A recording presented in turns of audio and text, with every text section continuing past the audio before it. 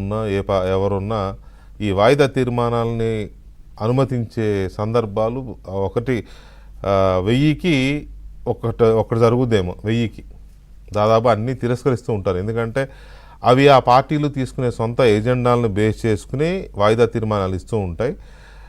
అలాగని అన్నీ అలా అనలేం. నిజానికి కొన్ని ప్రజా సమస్యల్ని వాయిదా తీర్మానాల రూపాలు ఇస్తారు, లేకపోతే ప్రభుత్వ వైఫల్యాలని ఎండగట్టడానికి కూడా వాయిదా తీర్మానాల రూపంలో ఇస్తారు. అది కాంగ్రెస్ అయినా, టీడీపీ అయినా, వైసీపీ అయినా, ఇంకో పార్టీ అయినా ఇంకో ఇస్తారు. కానీ వాటి మీద ఎందుకు మరి ప్రభుత్వాలు మన చర్చకు అనుమతించవు అని అంటే బహుశా ఆ పార్టీలకు మైలేజ్ వెళ్తుందనేమో. గతంలో వైసీపీ కూడా అనుమతించలేదు, అంతకుముందు టీడీపీ అనుమతించలేదు, ఇప్పుడు కూడా టీడీపీ అనుమతించదు. అది అంతే. ఎందుకు అంటే దానికి కారణం ఒకటే, ఆ వాయిదా తీర్మానం ఇచ్చిన పార్టీకి మైలేజ్ వెళ్ళకూడదు. సో ఇక్కడ ఇవాళ వీళ్ళు ఇచ్చిన వాయిదా తీర్మానానికి ఏమాత్రం ఎథిక్స్ లేని వాయిదా తీర్మానం ఇది. ఆ వాయిదా తీర్మానం ఇవ్వడానికి ఆ పార్టీకి అర్హత లేదు, నైతిక అర్హత లేదు. ఫస్ట్ ఆఫ్ ఆల్ ఏమంటారు వాళ్ళు అంటే, సోషల్ మీడియాలో పోస్టింగ్లు పెట్టారని అరెస్టులు చేస్తున్నారు మా వాళ్ళని, కాబట్టి దాని మీద చర్చించాలి అంటారు. ఏం చర్చిస్తారు? మా వాళ్ళు పోస్టులు పెట్టలేదని చర్చిస్తారా? మా వాళ్ళు పెట్టింది కరెక్టే అని చర్చిస్తారా? మా వాళ్ళు భగవద్గీతలో శ్లోకాలన్నీ పెడుతున్నారు సోషల్ మీడియాలో, అందుకని అరెస్ట్ చేస్తారా అని ప్రభుత్వాన్ని నిలదీయదలుచుకున్నారా? లేకపోతే రామాయణంలోని వీటిని పెడుతున్నారు, రామాయణంలోని కొన్నిటిని ఉదహరిస్తున్నారు, కాబట్టి మా వాళ్ళని అరెస్ట్ చేస్తున్నారు, అందుకని అది కరెక్ట్ కాదు అని చర్చించదలుచుకున్నారు. ఏంటి అరెస్టుల మీద చర్చించాలనే మీ వాయిదా తీర్మానం వెనుక ఉద్దేశం ఏంటి?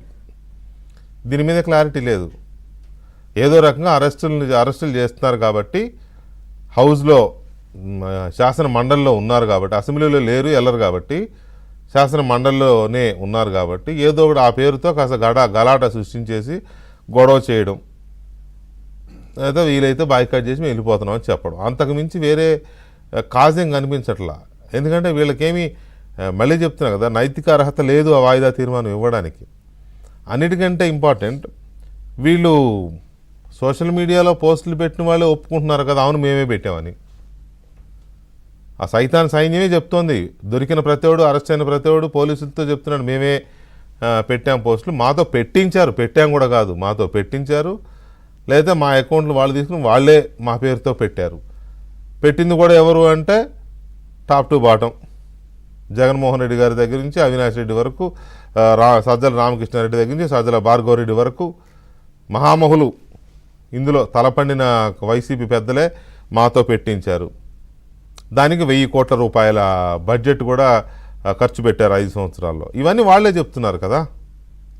వాళ్ళు చెప్తుంటే ఇంకా మీరేంటి భోషాణం చర్చించడానికి ఏం లేదు. ఇంకా ఒకే ఒక విషయం మీరు ఏమైనా చెప్పదలుచుకుంటే వాళ్ళతో పాటు మీరు కూడా శాసన మండలిలో అవునండి మేము చేసిన తప్పేనండి, మేము పెట్టించాము పోస్టింగ్లు అనేది ఒప్పుకోవడం మినహా మీ ముందు వేరే లేదు. ఒప్పుకోవడానికి ఏమైనా వాయిదా తీర్మానం ఇచ్చారా? తెలియదు మరి. సో ఈ పరిస్థితుల్లో శాసన మండలిలో వీళ్ళు ఇచ్చిన వాయిదా తీర్మానం కానీ, అసెంబ్లీకి వెళ్లకుండా బయట చేసే బీభత్సకాండ కానీ, జగన్మోహన్ రెడ్డి అండ్ కో, వీటి మీద ఎలాంటి చర్చ జరుగుతోంది అనేది ఒక పాయింట్ అయితే,